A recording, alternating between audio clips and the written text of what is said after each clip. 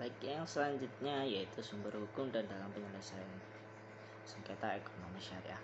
Sumber hukum adalah segala apa yang menimbulkan aturan-aturan yang mempunyai kekuatan bersifat memaksa, yakni aturan-aturan yang kalau dilanggar mengakibatkan sanksi yang tegas dan nyata.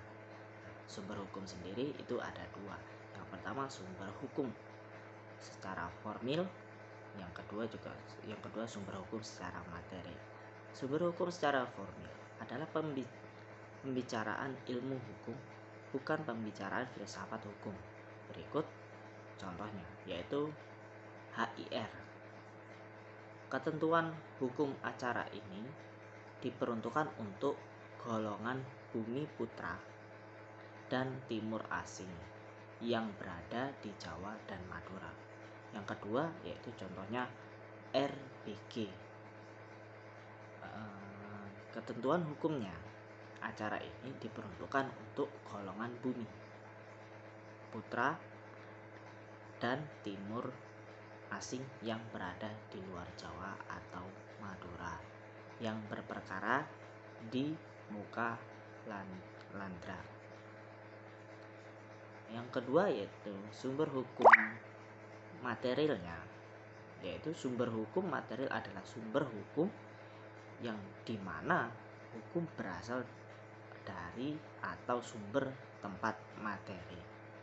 Hukum diambil, sumber hukum material ini merupakan sumber yang dilihat dari segi isinya, dan sumber hukum inilah yang menjadi faktor yang membentuk pembentukan umum.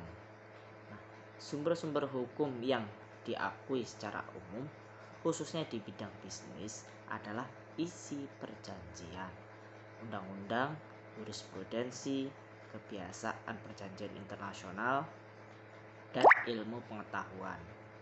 Adapun bagi lingkungan pengadilan agama, sumber-sumber hukum yang terpenting untuk dijadikan dasar dalam mengadili perkara-perkara khusus bisa juga ekonomi syariah. Setelah Al-Quran dan As-Sunnah sebagai sumber utama, ada yang lain.